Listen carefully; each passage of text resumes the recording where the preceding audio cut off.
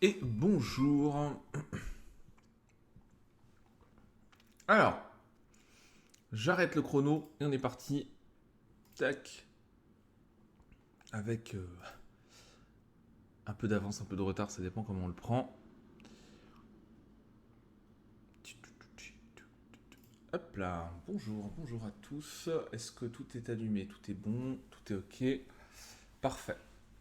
Eh bien, allons-y pour la revue de psychologie positive. Le temps d'ouvrir, de vous afficher ça. Parfait. Alors, aujourd'hui, plusieurs articles. Je pense qu'on va faire un peu de. On va faire un peu de tout. Un peu un melting pot. On- Donc, plusieurs articles voilà, que je traîne depuis un moment. On va commencer par quoi? Par une petite news simple d'actualité sur. Hop, j'en ai un truc. Voilà. Une petite news d'actualité sur l'attention, sur l'attention, qui a été publiquée dans Scientific American. Et je zoome un petit peu plus dessus pour que ce soit plus facile à lire. Voilà pour vous. Donc, un article qui a été publié récemment, là, que j'ai téléchargé hier. Donc, il y a de nouvelles études, une méta-analyse notamment. Alors voilà, je vais vous mettre le lien. Hop là. Qui a été publié en janvier, enfin qui sera publié dans le volume de janvier 2024 qui est en pré-publication. Je suis en train de me dire 2024, c'est pas encore maintenant, donc c'est. Voilà. Une pré-publication sur une méta-analyse sur l'évolution de l'attention ces 30 dernières années. Alors, qu'est-ce que nous dit cette étude? Donc, si vous voulez aller la voir, hein, vous avez ici le titre de cette publication qui est accessible, qui est en open access, donc qui est voilà, complètement dispo en ligne, gratuitement. Et donc, pardon, je reviens sur le bon onglet. Ah oui, j'ai carrément fermé le. Ok. Voilà. Donc cette étude, cette méta-analyse, elle a regardé un petit peu s'il y avait ce qu'on appelle un Flynn effect dans l'attention. Alors qu'est-ce que c'est que le Flynn effect? C'est un effet qui a été identifié au cours du XXe siècle, qui montrait, en prenant les stats, Flynn a montré que de la moitié jusqu'à la fin, en gros après la guerre, la Deuxième Guerre mondiale, jusqu'à peu près à la fin du XXe siècle, on a eu une évolution constante du niveau de quotient intellectuel dans la population en général. Voilà. Que le QI moyen, en fait, il augmentait de manière un peu automatique au fil des années. Donc de génération en génération. Alors là, je crois qu'ils nous redisent, voilà, c'est ça. En gros, le QI, il a augmenté d'à peu près 3 points par décennie. Et cette tendance, maintenant, elle est en train de stagner dans certains pays, voire parfois de régresser dans d'autres. On a eu des alertes récemment. Le fait, voilà, donc ça c'était une publication notamment en Allemagne hein, où il y a eu cette réduction. Et donc ça a été publié aussi là-dessus, mais on a vu dans certains, c'est un article de presse, mais on a vu dans effectivement dans certaines études que on avait un tassement, voire effectivement une baisse du QI, et les experts ne sont pas tous d'accord sur ce qui explique cette baisse de QI alors qu'on avait une augmentation automatique. Alors, ça c'est le constat global. Là on parle d'attention.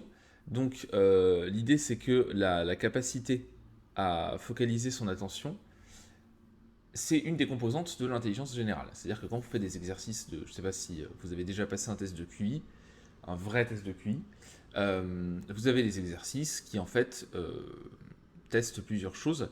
En fait, dans le QI, on a déjà dans le test de QI, donc la VICE pour l'adulte, WAIS, ou le WISC pour les enfants, ou le WISPI, je crois, pour les tout petits. en tout cas chez l'adulte et l'enfant, vous avez des tests qui en gros, vous avez deux QI. En fait, le QI global, c'est deux composantes, le QI de performance et le QI verbal. Donc verbal, c'est tout ce qui est lié à la langue, et performance, c'est d'autres types d'exercices. Il y a toujours des consignes, mais bon. Donc intelligence cristallisée, intelligence fluide, et dedans, vous avez encore plusieurs composantes. Dans chaque QI, vous avez encore des sous-composantes. Donc en fait, c'est un assemblage. Et le score global de QI, il est pas très intéressant. En tout cas, quand un psychologue, puisqu'il faut être psychologue et être,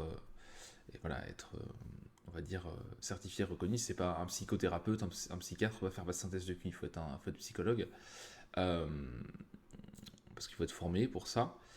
Et donc, quand vous avez les résultats, ce qui est intéressant, c'est pas le QI global. Ce qui est intéressant, c'est les disparités entre les différentes composantes de QI, les composantes du QI où on est au-dessus de la moyenne ou en dessous de la moyenne, et d'un certain nombre d'écarts types, etc. Donc, c'est quelque chose qu'il faut analyser en détail. Voilà, pour vous dire que c'est pas aussi simple qu'un score. Il faut regarder pourquoi ça augmente, comment ça augmente, etc. Et donc l'attention, ça rentre c'est une composante, notamment dans le QI de performance, de certaines épreuves. Et donc là, on a des chercheurs qui ont voulu regarder, avec cette méta-analyse, si on avait une évolution de l'attention. En se disant, peut-être que l'augmentation du QI, l'effet Flynn, peut-être qu'il est lié, en réalité, à une évolution de l'attention. Donc ils ont pris 179 études qui regroupaient 21 000 personnes dans 32 pays, dont les États-Unis, l'Allemagne, l'Autriche et la Suisse.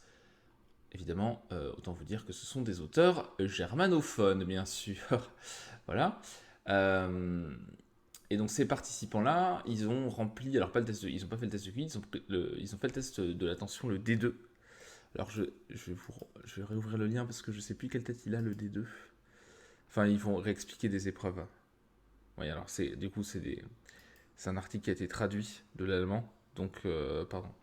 Donc c'est que des renvois à des éléments allemands. Oui, bon, en fait, c'est bien ce qui me semblait. Donc en gros, ce test, c'est un test de barrage. Ce qu'on appelle un test de barrage, c'est-à-dire que vous avez 12 à 14 lignes de B et de P et de D en minuscules qui sont écrites comme ça. Et est-ce que je peux vous faire un exemple? Alors attendez, hop, T2 attention test. Peut-être vous montrer un exemple. Je vais avoir une image qui traîne sur Google. Voilà. En gros, ça ressemble à ça. Alors oui, est-ce que j'ai le droit de... Voilà. Ça ressemble à ça. Enfin, à la base, il n'y a pas forcément les traits. Mais donc, ça ressemble à ça. Des D et des P. Donc, je veux dire, le cauchemar des dyslexiques, hein, bien sûr. Là, clairement, on a des problèmes, effectivement. Là-dessus, c'est compliqué. Donc, on a ces lignes-là. Et donc, c'est ce qu'ils disent. On a, en fonction des versions, 1, 2, 3 ou 4 petits traits verticaux. C'est ce que vous avez ici. Au-dessus, en dessous. Donc, attendez que je reprenne. Voilà. Au-dessus, donc, ou en dessous de chaque lettre. Et la personne qui fait le test doit barrer chaque dé qui a 2 marques aussi précisément que possible. Donc en gros, là, si je prends ça, vous devez barrer les dés. Alors 2 marques. Donc là, oui, là, oui, là, oui, là, non, là, oui, parce que 1, là, voilà. Vous voyez, là, il y en a 4, donc non, machin, etc. Donc vous devez faire ça. En fait, je ne savais plus pour les barres parce qu'il y a d'autres tests de barrage. Vous n'avez pas ça, le test D2, il y a cette composante effectivement de petites barres en plus. Donc voilà. Donc vous devez faire ça de manière aussi précise que possible, donc sans faire d'erreur et le plus vite possible. Ok. Puisqu'en fait vous êtes limité à peu près 20 secondes par ligne, et si on fait la moyenne, vous avez un temps global limité, mais en gros il faut pouvoir faire une ligne en 20 secondes si vous voulez tout faire. Et donc la performance, elle est calculée comment? On fait le total de bonnes réponses moins les mauvaises réponses. Et donc ce total-là, il a augmenté chez les adultes entre les années 90 enfin entre 1990 et 2021. Chez les enfants, par contre, ça reste à peu près stable. Les enfants, en fait, ils vont plus vite, mais ils font plus d'erreurs. Voilà, donc ça n'a pas bougé. Et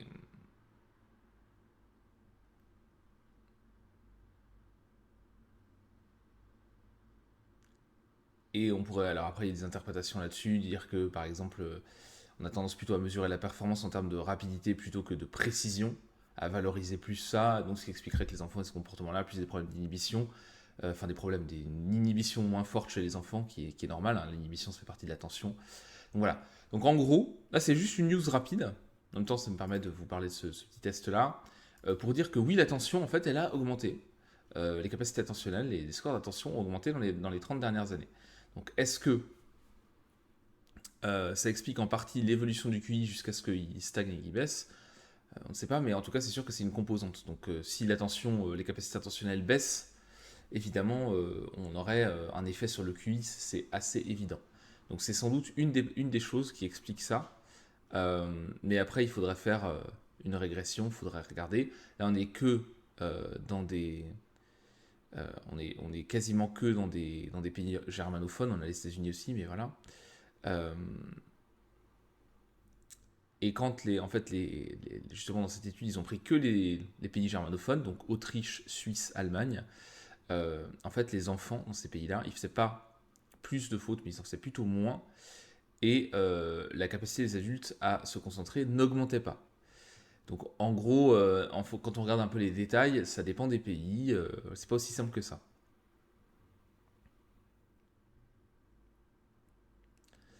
Euh, donc la conclusion globale, c'est quand même que l'effet Flynn, qui s'appliquait dans plus de 30 pays, eh ben, ça s'applique aussi sans doute au fait de se concentrer. Donc la concentration augmenterait un peu de la même manière. Et cette augmentation peut et nécessairement participe à l'effet Flynn, puisque la concentration est une composante indispensable des épreuves du QI, enfin des tests de QI, donc, et puis ça fait partie de l'intelligence, ça s'appelle des fonctions exécutives, donc ça c'est logique. Voilà, voilà premier article pour dire que en fait tout n'est pas si négatif que ça, et qu'on a l'attention, on n'arrive plus à se concentrer, etc. En fait, pas vraiment. Euh, il faudrait regarder après en détail, et encore une fois, on est sur un échantillon et sur certains pays. Je sais pas, je sais plus s'ils mettent des courbes.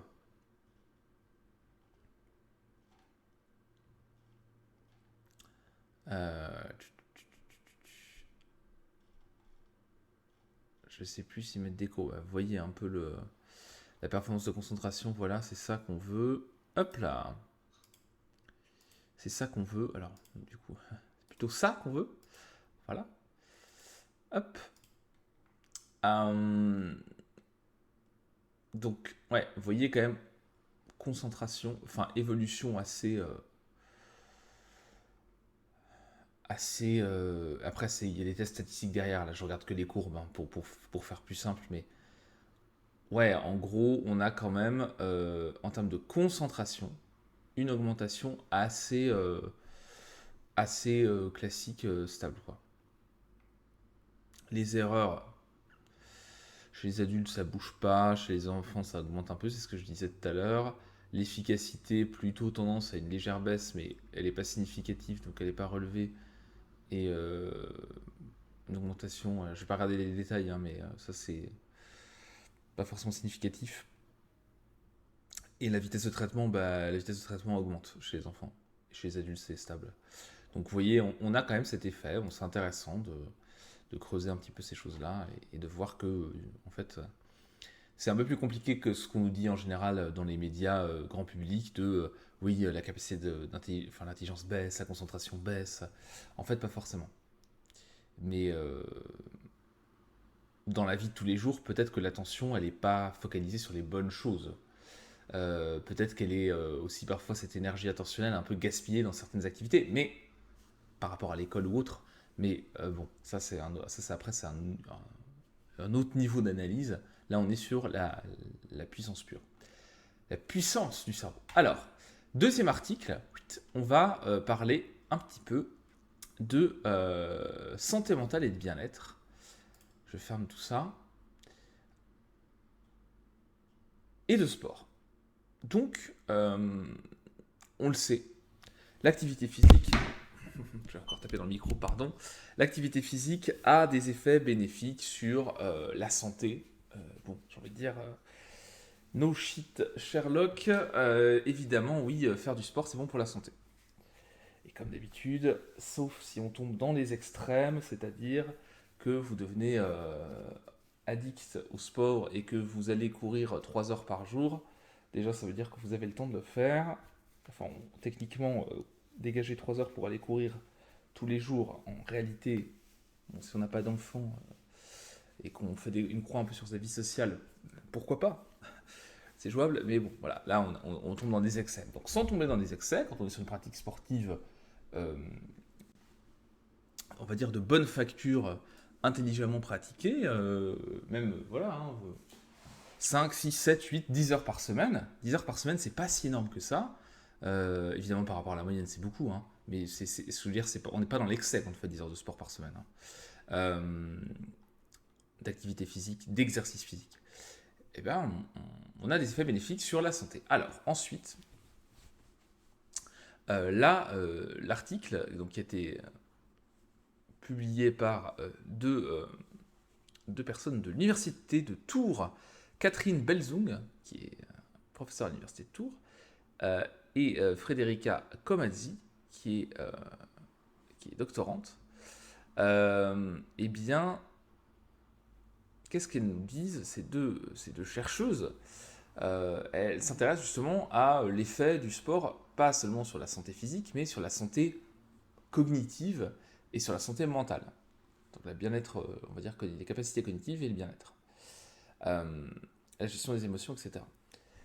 On sait que la pratique sportive, c'est un champ même d'ailleurs c'est un champ d'action et de recherche en psychologie positive, hein, les approches par la santé, c'est-à-dire les approches par l'activité physique, par l'alimentation, pour l'amélioration du bien-être et de l'épanouissement personnel. Donc sur l'aspect purement santé mentale, alors sachant que améliorer sa santé physique, ça a après des effets physiologiques qui font aussi que, indirectement, la santé mentale, etc. Mais voilà, on sait, on a plein d'études qui montrent que la pratique du sport diminue les symptômes d'anxiété, de dépression, de stress et de solitude. Bon. Là, la question, c'est est-ce que ça concerne tous les types de sports? Est-ce qu'il y a certaines activités physiques ou certains sports qui ont des effets spécifiques, plus ou moins bénéfiques, plus ou moins élevés? Excusez-moi pour le petit bouchage. Hop là. Je ne sais pas si je suis... Ah si, je suis en retard. Voilà. Pardon, un peu palo ce matin. Ouais. Donc on regarde ça, et aussi en fonction du niveau d'activité, pratiques intensives, plus modérées, sport individuel, sport collectif. Est-ce qu'il y a des différences? Est-ce qu'il y a des effets éventuellement défavorables? Bien sûr, la pratique sportive, je vous l'ai dit en introduction, évidemment, quand on est dans l'excès, c'est pas bon, mais en même temps, quand on est dans l'excès de quoi que ce soit, c'est pas bon, hein. Et surtout, la question après, c'est qu'il y a des risques, éventuellement dans l'excès, il y a aussi des risques de blessures, et donc des contre-coups aussi psychologiques derrière qui sont pas fous. Donc voilà. Donc est-ce qu'on a ça chez tout le monde? Est-ce qu'il y a des différences entre les sports, etc. etc. Alors, qu'est-ce que nous dit cette synthèse de l'état de l'art d'un point de vue de recherche, d'un point de vue de la recherche à ce niveau-là? Donc déjà deux types, la catégorisation qu'on fait classiquement, on a deux types d'activités physiques différentes. On a tout ce qui va être plutôt endurance, intensité modérée, donc rythme cardiaque qui monte entre 65 et 80% pardon, de la fréquence cardiaque maximale, la FC max.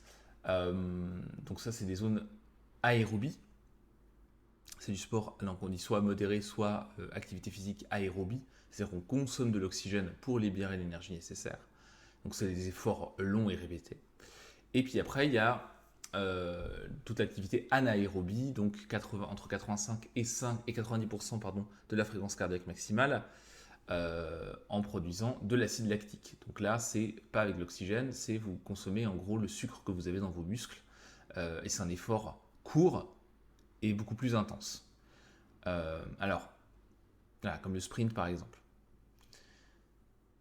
Donc quand on est sur des activités comme ça, quand vous faites du HIIT par exemple, vous avez des phases, alors vous avez de l'endurance, mais vous avez des phases aussi où vous avez d'abord, vous allez aussi à un moment donné monter dans les tours comme ça, donc on a les deux.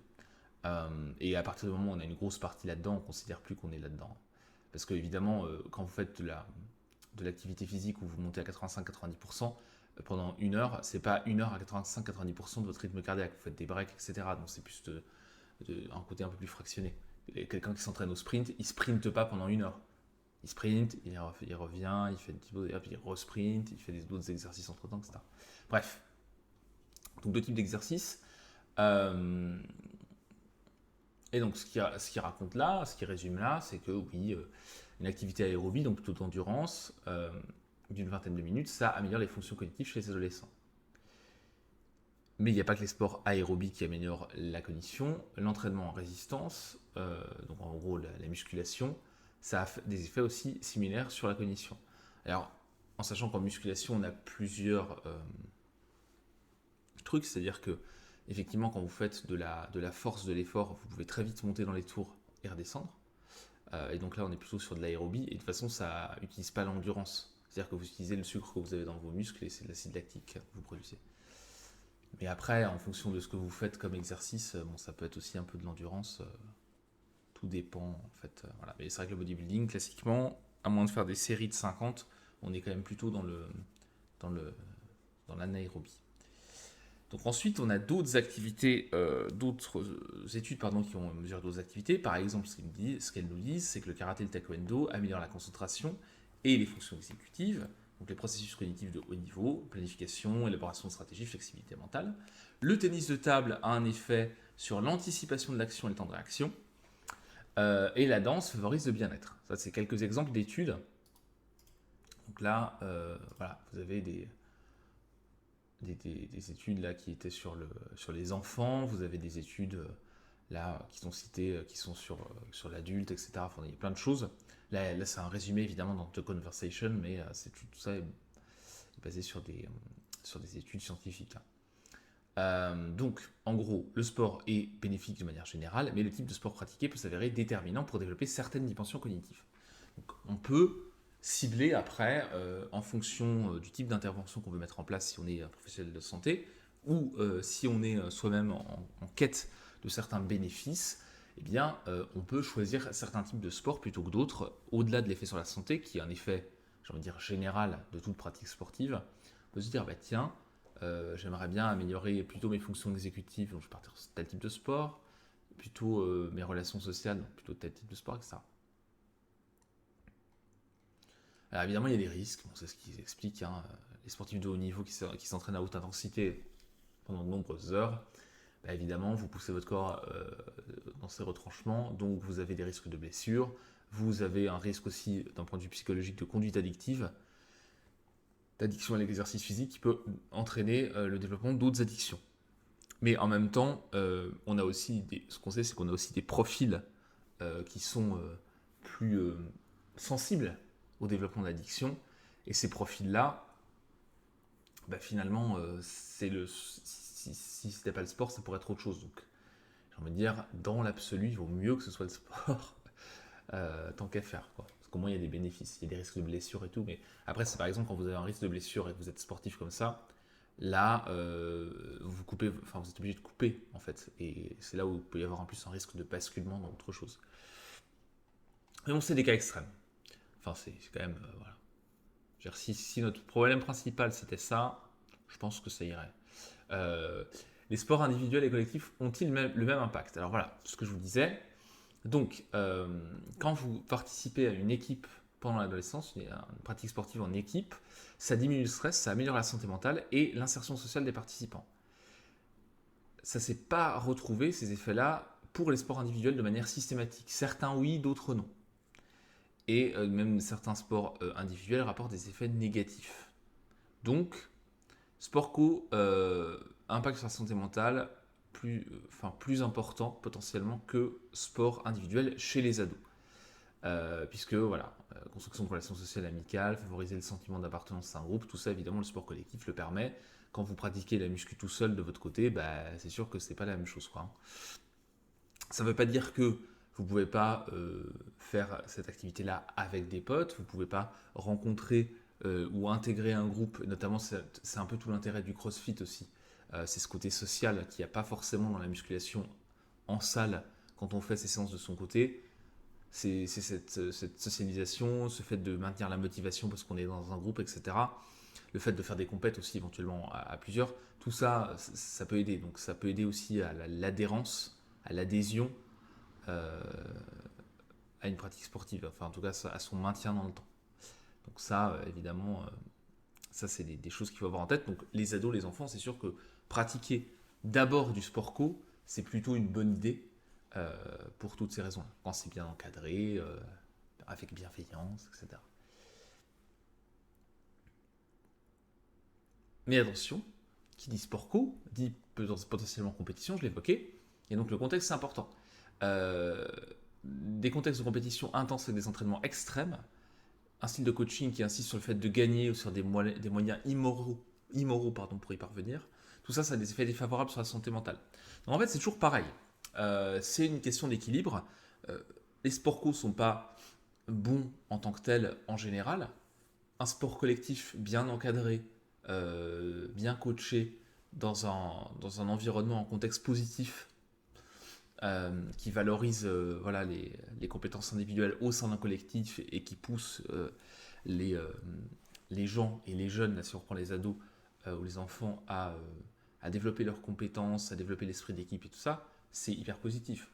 Un sport co, vous avez un coach qui pense qu'à gagner, qui est hyper toxique, qui rabaisse ceux qui engueulent tout le temps les gens qui sont mauvais. Alors après, des fois, il y a besoin de recadrer. Mais, vous voyez, ça peut vite aussi avoir des effets négatifs. Donc il faut trouver... et bon, je pense que certains d'entre nous, que ce soit par leur expérience personnelle, par des potes, par des enfants, par des cousins, etc., on a tous ou connu directement ou indirectement le fait de abandonner un sport ou de ne pas aimer la pratique d'un sport à l'école ou en dehors, collectif, parce que justement, ou même individuel hein, d'ailleurs, parce que justement mauvaise ambiance, coaching un peu toxique, enfin voilà, c'est tout ça, ça joue énormément. Donc voilà. Alors, les mécanismes biologiques du sport qui permettent d'expliquer cette action sur le bien-être et la santé mentale.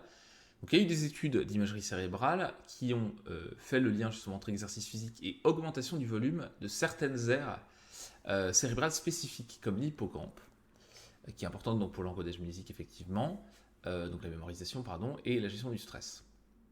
Donc les hippocampes, je rappelle, ce sont deux structures qui sont au centre du cerveau et qui sont impliquées dans la gestion des émotions et la construction des souvenirs. Et on a aussi une pratique régulière, par exemple des études qui ont montré que la pratique régulière du tennis en particulier améliorait aussi le fonctionnement des régions préfrontales, donc là, préfrontale, une région cruciale pour les fonctions exécutives. Je vais vous faire un petit hippocampe cerveau, un petit schéma, voilà, comme ça on voit un peu tout ça en même temps. Donc en gros, voilà, là vous voyez un peu en 3D, les hippocampes donc, sont des structures centrales hein, dans le cerveau. Euh, et donc les hippocampes, si je reprends une autre image, peut-être ce sera plus visible. Voilà. Donc vous avez ici en violet, ce sont voilà, ces zones qui sont au centre du cerveau. Et puis après, vous avez les zones préfrontales, donc ce dont on parlait là. Hop, le lobe préfrontal, c'est ici. Hein, donc c'est vraiment ce qui est derrière le front, en fait, hein, tout simplement. Donc c'est autorégulation, fonction exécutive, raisonnement, etc. Voilà un peu pour vous situer un peu les zones, parce que tout le monde a pas ça en tête. Hein. Enfin si, mais tout le monde n'a pas en mémoire l'architecture du cerveau. Voilà, et donc les bénéfices d'une activité d'endurance sont associés à une augmentation de ce qu'on appelle la neurogénèse hippocampique adulte. Qu'est-ce que c'est que la neurogénèse? C'est le fait de créer de nouveaux neurones. Pendant des décennies, on pensait que le cerveau était un organe qui, une fois arrivé à l'âge adulte, c'est-à-dire aux alentours de 25 ans, ne se développait plus. C'est-à-dire, en gros, vous aviez vos neurones de base, et puis si vous en perdez, tant pis pour vous. Le cerveau, il fait les connexions autrement, il refait des circuits pour contourner les problèmes, mais un neurone perdu est un neurone perdu. En l'occurrence, alors que dans d'autres parties du corps, partout quasiment, à part certaines zones, on a une régénération. C'est-à-dire que le muscle, on a des nouvelles cellules musculaires, c'est pour ça qu'on peut prendre du muscle qui se crée régulièrement. Dans tous les organes, en fait, on va avoir un renouvellement cellulaire. Voilà. Après, c'est plus au niveau du cartilage où c'est plus compliqué, mais et donc à l'âge adulte, en fait, on peut continuer à produire des neurones, alors évidemment de manière raisonnable, on va dire, mais voilà, ça, l'activité d'endurance aérobie, ça favorise la neurogénèse. Alors, plusieurs mécanismes peuvent expliquer ça, et donc la neurogénèse, elle se fait aussi au centre du cerveau, dans la zone hippocampique. L'augmentation du flux sanguin cérébral et l'apport d'oxygène au niveau du cerveau pendant l'exercice d'endurance, ça pourrait expliquer ça. On a aussi des facteurs, c'est-à-dire des facteurs neurotrophiques, donc qui favorisent la croissance des neurones, qui sont en fait des facteurs plus d'un point de vue des neurotransmetteurs qui vont être libérés, ou des hormones qui vont être libérées, ou des neurohormones, comme on dit, qui vont favoriser ça au niveau on va dire, de tout le milieu extracellulaire, enfin extraneuronal dans le cerveau. Mais les efforts physiques courts, donc tout ce qui va être anaérobie, ça aussi, des études récentes ont montré que ce type d'effort individuel a aussi un effet positif sur la génération de nouveaux neurones. Et cela sans doute au travers de libération de facteurs neurotrophiques par les muscles. Donc là c'est pareil, c'est tout ce qui est neurotransmetteurs, hormones, etc. Alors, est-ce que ça existe chez tout le monde, ça? On n'a pas, par exemple, la neurogénèse, c'est pas présent chez tous les sujets, ça varie en fonction de leur fond génétique. Donc on a tous des gènes qui codent les facteurs neurotrophiques, donc la génération de neurones, les BDNF, alors je ne sais plus l'acronyme, c'est un acronyme anglais, je ne sais plus, il faudrait que je retrouve. Et donc d'autres facteurs de croissance généraux, la NGF, et en fait en fonction du type d'allèle de la version du gène en fait que vous avez, c'est plus ou moins, ça marche plus ou moins bien. Je vais vous retrouver quand même BDNF parce que l'acronyme, j'aimerais bien savoir ce que ça veut dire, je ne sais plus. Facteur neurotrophique du cerveau, Nerve Growth Factor, ça c'est NGF. Et BDNF. Je veux le truc en anglais. Est-ce que c'est un acronyme anglais?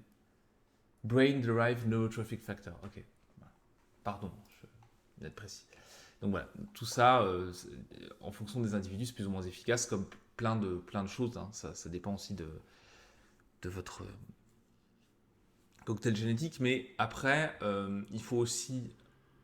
Enfin, on n'a pas des études chez l'homme qui sont gigantesques en termes de volume. C'est-à-dire que dès qu'on est sur de l'imagerie cérébrale, c'est des petits échantillons.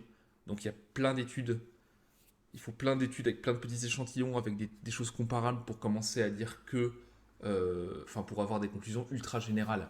Donc oui, on a observé ça, donc ça existe, on l'a observé plusieurs fois. Oui, on a observé un lien avec les variants des gènes codant justement les facteurs de croissance.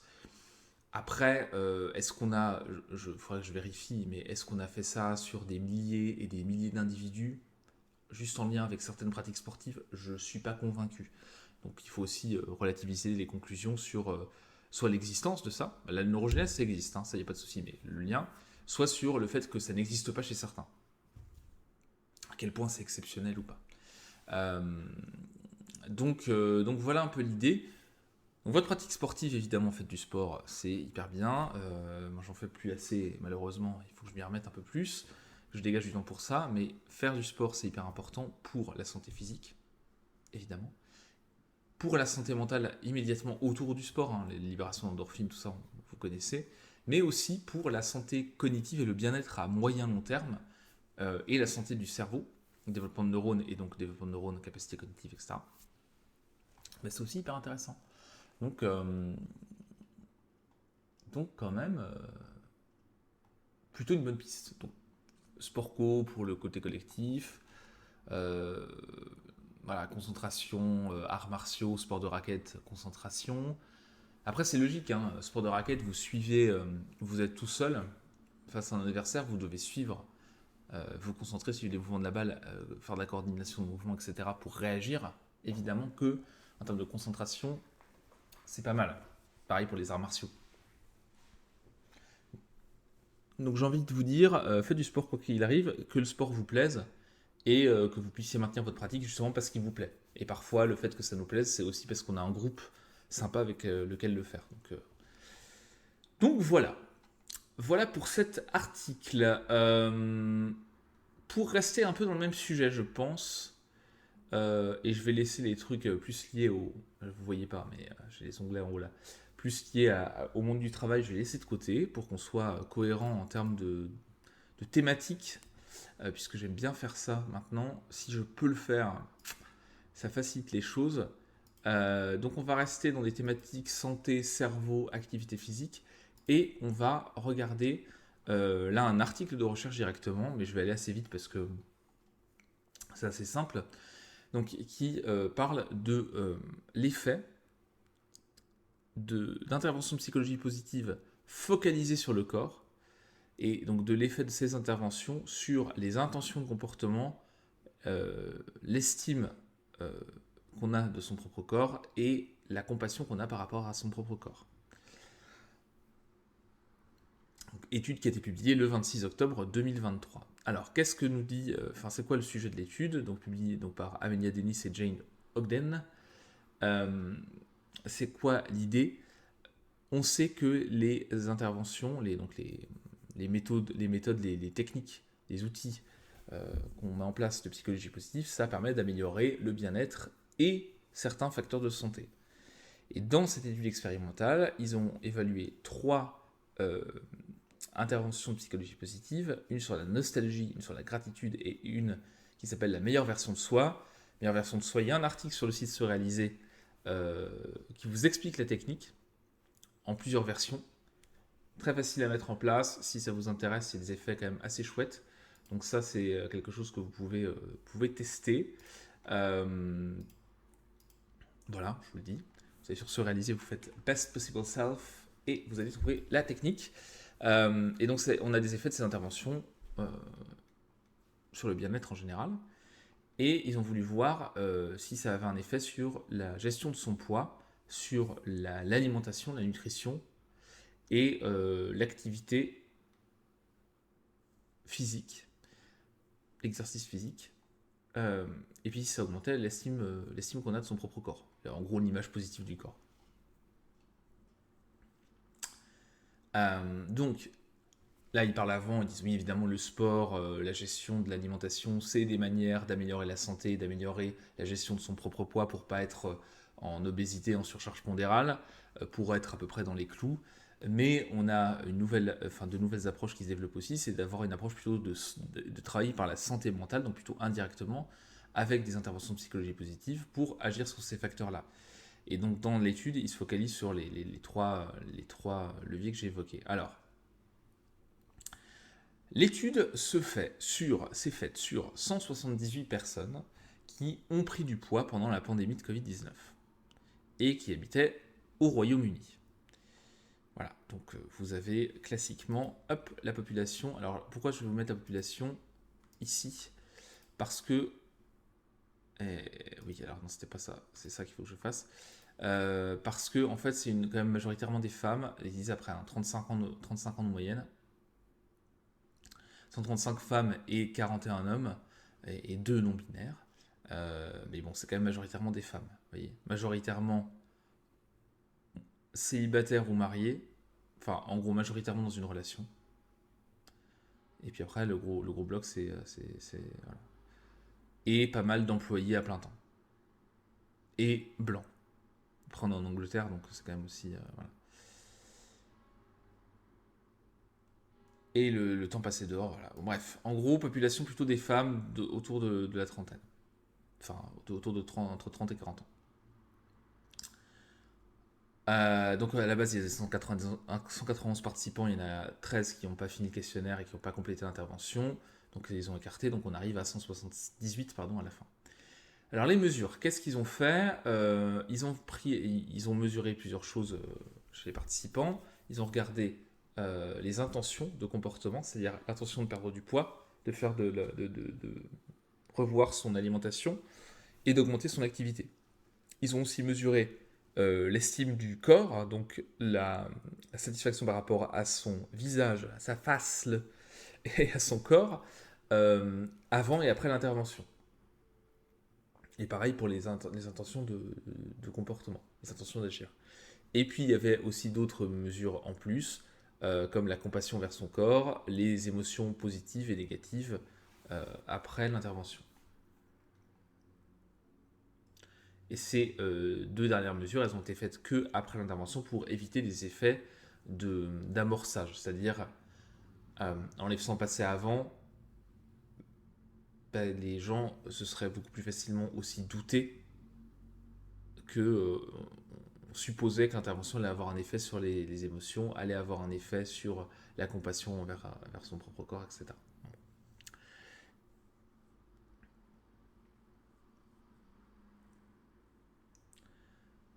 Donc voilà, les échelles, les intentions de comportement, de perte de poids, de faire un régime en gros et d'augmenter l'activité, ils avaient une échelle de Likert, donc de pas du tout à complètement. Et ils devaient à chaque fois dire, par exemple, je prends un exemple là, intention de changer votre alimentation, j'ai l'intention de manger plus sainement, j'ai l'intention de manger moins, j'ai l'intention de changer mon alimentation, pareil, etc. À chaque fois, vous avez des items comme ça. Donc, ça, c'est la manière de mesurer ses intentions. L'estime de soi, c'est une échelle sur l'estime de son corps et de son visage. Voilà, avec pas du tout satisfait à extrêmement satisfait. Compassion, c'est une échelle aussi qui est validée là-dessus, où voilà, les gens évaluent le fait qu'ils acceptent leurs défauts dans leur corps, où on généralise aussi par rapport aux critiques du corps, etc. Donc, bon, je ne rentre pas dans le détail parce que ça peut être un peu long.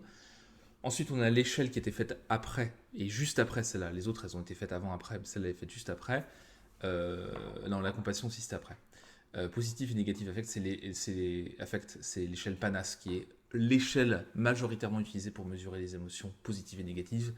Je l'ai utilisée dans des études, moi aussi. Voilà, l'étude PANAS, l'échelle PANAS, elle est très, elle est robuste, elle fonctionne bien, elle est très utilisée. Enfin voilà, c'est quelque chose qui est bien établi et que les chercheurs utilisent assez facilement quand on doit mesurer les affects positifs et négatifs. Et puis ensuite, on avait les trois interventions différentes. Donc on avait des groupes de participants dans chaque type d'intervention. Nostalgie d'un côté, un groupe gratitude, un groupe optimisme avec le best possible self, la meilleure version de soi.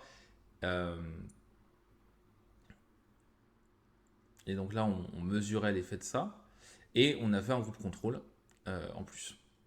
Alors la nostalgie, qu'est-ce que c'est? Dans l'intervention de nostalgie, je suis pas, en fait, je suis pas hyper fan de cette approche-là, mais elle existe. Donc dans cette intervention, les participants, ils devaient remplir une, une version de la tâche de réflexion sur un événement. Donc ils avaient une définition, on leur donnait une définition de la nostalgie, un sentiment pas de manque pour le passé, mais où on a une appétence comme ça, pas on regrette, mais voilà, on se retourne vers le passé, on y pense. Longing, c'est un peu le côté envie, attente, etc. Et on leur demandait, s'il vous plaît, pensez à des aspects de votre corps qui datent d'avant le Covid-19 et qui vous rendent nostalgique. Ça peut être n'importe quoi, comme votre santé, votre apparence physique, ou la fonctionnalité de votre corps. De manière spécifique, pensez à des événements pré-Covid-19 qui vous rendent nostalgique sur des aspects de votre corps. Ramenez cette expérience, cette nostalgie, cette expérience nostalgique à votre esprit. Immergez-vous dans cette expérience nostalgique. Comment est-ce que ça vous fait vous sentir et donc après, il devait écrire un petit truc là-dessus, sur cette expérience. Je dis que je suis pas hyper fan de ces interventions en nostalgie parce que je trouve que ça a des effets positifs, hein, sur l'humeur et tout ça, mais je trouve que c'est toujours hyper ambigu en fait. Parce qu'en fonction de ce qu'on va évoquer, ça peut aussi très vite provoquer des émotions négatives, je trouve, et donc je trouve ça un peu délicat comme intervention. Mais voilà. Ensuite, intervention de gratitude, donc un autre groupe. Donc là, il faisait la tâche d'induction de la gratitude. Donc en gros, on pense à des aspects de notre corps pour lesquels on éprouve de la gratitude. Et donc après, il y a des consignes un peu pour détailler, pour aider à faire ça. La meilleure version de soi, donc là, mais focalisée sur le corps, donc sur les aspects du corps. Donc il faut imaginer la meilleure version de soi dans le futur. Donc là, en gros, après la pandémie de Covid-19, en ayant bossé pour faire évoluer votre corps, etc., il faut penser à la meilleure version de soi et on écrit dessus. Et ensuite, il y a le groupe contrôle. La tâche de contrôle, c'était les participants réfléchissent à un scénario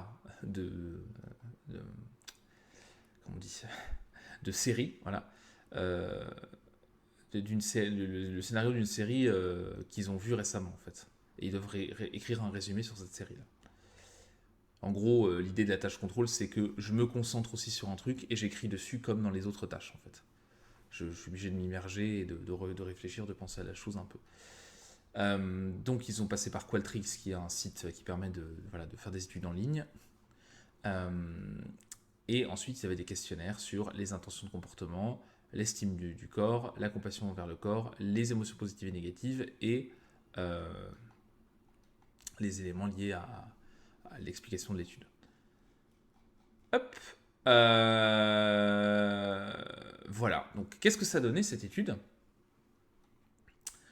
Donc, les personnes qui ont eu une intervention de gratitude ont augmenté leur intention de faire du sport et ont réduit leur intention de faire un régime.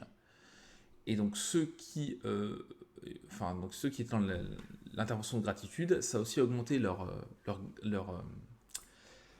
bonté, leur gentillesse, leur tolérance, leur acceptation de leur corps et les émotions positives, tout en baissant les émotions négatives par rapport au groupe contrôle. Pour ceux qui étaient dans la meilleure version de soi, là aussi, augmentation d'intention de faire de l'exercice, mais aussi l'intention de perdre du poids. Et donc ça vient renforcer d'autres études qui avaient trouvé un peu les mêmes choses sur cet exercice de la meilleure version de soi, qui est un exercice qui marche assez bien et qu'on peut décliner comme ça sur des thématiques différentes, et c'est assez simple à faire. Donc ça, on voit bien avec cet exercice-là que ça fonctionne bien. Donc l'intervention sur la gratitude, on avait aussi plus de compassion vers son propre corps, avec un effet modéré, mais bon, qui était quand même significatif. Voilà, donc c'est assez logique par rapport à d'autres études sur la gratitude qui montraient aussi l'acceptation de son propre corps, de l'image de soi, etc. Et on a une augmentation de l'image positive du corps, avec des effets qui sont de modeste à important. Donc en gros, l'idée c'est que une intervention de gratitude focalisée sur le corps, ça augmente la compassion envers soi-même et l'acceptation de son image. Enfin, l'acceptation que son image, elle est comme ça, mais ça augmente aussi l'intention de faire de l'exercice. En fait, avoir une image de soi positive, ça, et on pourrait penser que c'est paradoxal, mais ça incite aussi à aller faire du sport.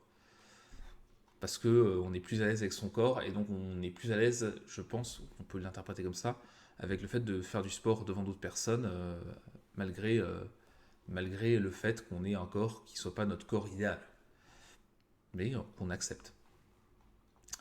Et puis donc ça entraînait aussi l'intervention de gratitude, ça entraîne aussi une plus grande perte de poids. D'autres études le montrent aussi, hein, ça. Voilà. Même si la gratitude peut faire baisser l'intention de perdre du poids, mais bon, si vous faites plus de sport, bon, voilà. Donc ça peut être aussi une matière de ne pas taper directement dans le côté faire un régime. Vous voyez. La meilleure version de soi, qu'est-ce que ça a créé? Une intention de perdre du poids, avec un effet modéré,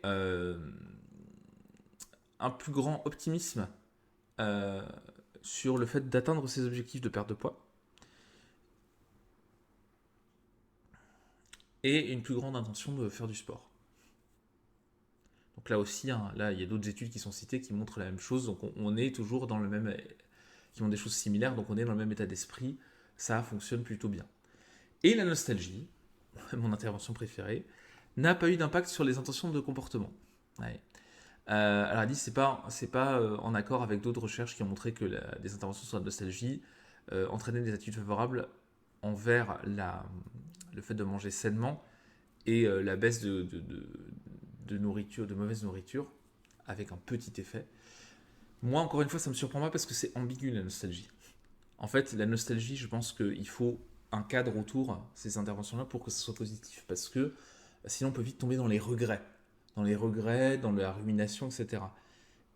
Même si c'est cadré, hein, vous ne pouvez pas empêcher ça. Et par rapport à l'image du corps, si vous avez de la nostalgie et que vous avez eu une époque où vous étiez hyper en santé, hyper en forme, ça peut, et que c'est pas si lointain, ça peut vous remettre dans une dynamique de j'y ai réussi une fois, autant m'y remettre, mais c'est pas le cas de pas le cas de tout le monde, pas à ce point-là, donc en fait c'est un peu difficile, je trouve. Mais bon, donc dans l'ensemble, les interventions psychologiques positives, ça a un effet sur l'intention de faire du sport, sur les comportements de santé, sur la perte de poids, sur le fait de prendre sa santé en main. Et donc, cette approche, en plus d'approche focus exclusivement sur quel programme de sport on fait, euh, quel, euh, quel régime ou quelle modification alimentaire on met en place, et en fait, avoir ces approches plutôt axées sur l'aspect psychologique, soit seul, soit en plus des approches axées sur le pratique, ça peut ou renforcer ou venir supplanter l'effet d'une approche directe sur le sport ou sur l'alimentation qui sont parfois trop brutes. C'est-à-dire, ok, va faire un régime, va faire du sport. Si derrière on n'a pas une adhésion, on n'a pas une attitude positive qui fait qu'on va avoir envie d'eux, c'est et pour des raisons vraiment d'adhésion et pas de culpabilisation de je me sens comme une merde, il faut que je fasse quelque chose. Et là, ça a beaucoup plus d'effet. Bon, après, l'étude a plein de limites parce que c'était très court, c'est en ligne, etc. Donc là, c'est ce qu'ils disent. Euh, mais voilà. En gros, l'idée, c'est quand même que des interventions en psychologie positive peuvent être utilisées pour promouvoir le changement de comportement, pour travailler sur l'estime de son propre corps, pour améliorer ses émotions, pour perdre du poids, pour euh, faire en sorte qu'on incite les gens à faire de l'exercice et qu'on adhère à cet exercice. Tout ça, c'est hyper intéressant, notamment les interventions de gratitude et aussi et surtout quand même l'intervention de la meilleure version de soi focalisée sur le corps. Intervention hyper intéressante, encore une fois, je vous le dis, je vous le mets d'ailleurs. As possible self, je pense que si je fais ça, je vais vous trouver directement l'article. Voilà, la meilleure version de soi. Voilà, vous trouvez cet article-là sur Se Réaliser et vous allez avoir les effets, comment est-ce qu'on fait, comment est-ce qu'on peut la faire par écrit en visualisation. Voilà, donc vous avez ici l'explication hein, de l'exercice que vous pouvez mettre en place. Donc je vous invite à le tester. Alors quand on le fait une fois, c'est un effet sympa. Quand on le fait avec le programme vraiment sur plusieurs semaines, là, ça a un effet à long terme. Donc je vous invite à tester ça tout simplement pour vous faire du bien. Sur ce, il est 9h14, j'ai encore plein de choses à faire, donc je vais vous quitter là pour aujourd'hui, pour cette semaine. Je vous souhaite une excellente journée et je vous dis à la semaine prochaine pour une nouvelle revue de psychologie positive. Hop là, pardon, j'ai coupé un peu vite. À très bientôt, Bonne journée, bonne semaine, et puis portez-vous bien. Ciao!